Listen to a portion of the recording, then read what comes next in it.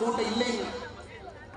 ஒரு இனம் தன்னுடைய குரலை உரக்க சொல்லிக் கொண்டிருக்கிறது. தன்னுடைய உரிமையை நிலைநாட்ட வேண்டும் என்று விரும்புகிறது. தன்னுடைய வாழ்வியல் முறையை யாரும் தொந்தரவு செய்யக்கூடாது என்று ஏங்கிக் கொண்டிருக்கிறது. அப்படிப்பட்ட இந்து சமுதாயத்தினுடைய இனத்தினுடைய சொந்தங்கள் எல்லோரும் இங்கே வந்திருக்கின்றீர்கள். பெரியவர்கள், தாய்மார்கள், சாது சன்னியாசிகள், எல்லா மடத்தினுடைய பாரம்பரியம் மிக்க மடத்தினுடைய மடத்தை தாங்கி பிடிக்கக்கூடிய ஆன்மீகவாதிகள் ஐயா எல்லாரும் நடைபெறுகிறார். இவ்வளவு பெரிய ஒரு கூட்டம், எழுச்சியான ஒரு கூட்டம், ஒரு மதத்தை சார்ந்தவர்கள், வாழ்வியல் முறையை பின்பற்றக்கூடியவர்கள், நம்முடைய நிலத்தினுடைய கடவுள் தமிழ் கடவுள் முருகபெருமானை மையமாக வைத்து இன்னைக்கு இந்தியர்கள் முதலாக நாம் பார்க்கின்றோம். நம்முடைய கண் முன்னால் நாம வாழக்கூடிய சம காலகட்டத்தில் நாமும் எழுந்து நிற்கின்றோம். என்னுடைய வாழ்வியல் முறைக்கு பிரச்சனை வந்தால் எழுந்து நிற்பேன், திருப்பி அடிப்பேன்.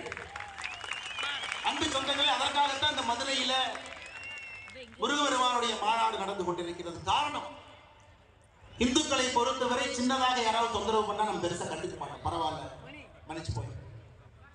பெரிதாக தொந்தரவு செய்தாலும் கூட அதையும் கண்டுக்க மாட்டோம், மன்னிச்சு போயிடும் சொல்லுவோம்.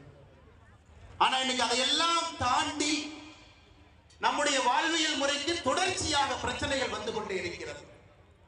ஹிந்து என்பதற்காக நான் ஏற்கனவே சொன்னதை போல நம்முடைய கடைக்கோடி தொண்டர்கள் கொல்லப்படுகின்றார்கள்.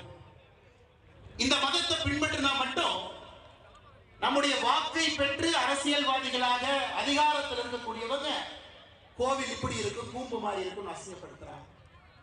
இந்து மக்கள்கிட்ட ஒற்றுமை எப்பொழுதும் வராது என்கின்ற தைரியத்துல அரசியல்வாதிகள் இன்னும் பழைய அரசியலை செய்து கொண்டிருக்கிறார்கள். அதையெல்லாம் உடைத்து காட்ட வேண்டும். என்னுடைய கோவில்கள் பாதுகாக்கப்பட வேண்டும். எங்களுடைய வாழ்வியல் முறையில் எந்த பிரச்சனையும் வரக்கூடாது.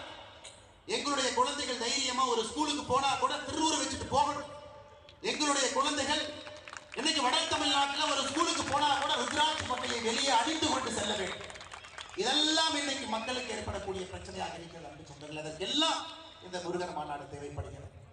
ஒரு பக்கம் எழுச்சி, ஆளுகின்ற ஆட்சியாளர்களுக்கு எச்சரிக்கை மணி. 5 லட்சம் பேர் மதுரையில காசு கொடுக்காம கொள்கைக்காக மழை வரும் என்று தெரிந்தும்